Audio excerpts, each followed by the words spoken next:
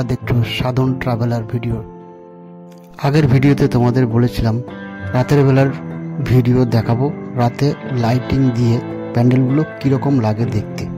তাই চলে এলাম তোমাদের সামনে নতুন এক ভিডিও নিয়ে। তাই আশা করছি তোমাদের এই ভিডিও দেখে ভালো লাগবে। তো ভালো লাগলে লাইক, কমেন্ট ও শেয়ার করে দিও। তো গাইস, ব্যক্তিগত মতামত অনুযায়ী এই ধর্মটাকে আমার ব্যক্তিগতভাবে খুবই ভালো লাগে। 25শে ডিসেম্বরটাকে খ্রিস্ট ধর্মে বড়দিন হিসেবে পালিত হয়। এই দিনটিতে যীশুখ্রিস্ট জন্মগ্রহণ করেছিলেন কুমারী মা মারিয়ার গর্ভে।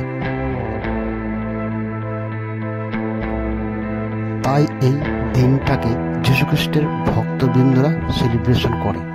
যীশুখ্রিস্ট কোথায় জন্মগ্রহণ করে, কীভাবে জন্মগ্রহণ করে তার প্রতিচ্ছবি তুলে ধরে প্যান্ডেল আকারে। এই দিন ভক্তবৃন্দরা গির্জায় গিয়ে প্রার্থনা আবেদন করে।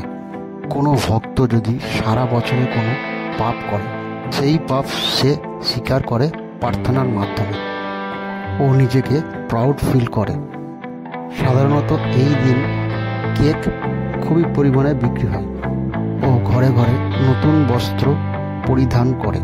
খ্রিস্ট ধর্মের মানুষেরা সারা বছর অপেক্ষা করে থাকে এই দিনটির জন্য। সারা বছরের দুঃখ, যন্ত্রণা, বেদনা সমস্ত কিছু ভুলে সপরিবারে এই সেলিব্রেশনে জয়েন করে। ভিন্ন জাতির মানুষেরাও এই সেলিব্রেশনে অংশগ্রহণ করে। তাই এই দিনটিতে গির্জাঘর প্রত্যেকটা মানুষের জন্য খোলা থাকে ও প্রত্যেকটা জাতির জন্য খোলা থাকে। তাই আমি ব্যক্তিগতভাবে প্রত্যেক বছর যাই আমি এই গির্জাঘরে, আমার খুবই ভালো লাগে।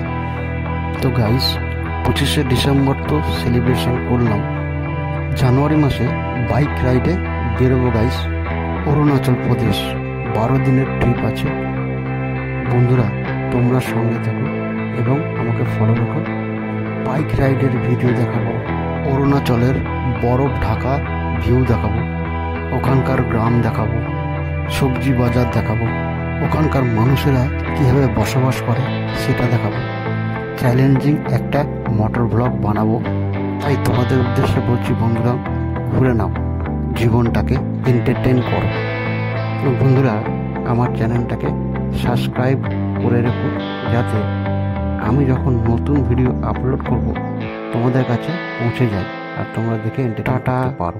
বাই বাই, গুড লাক, ভালো থাকো, সি ইউ এগেইন।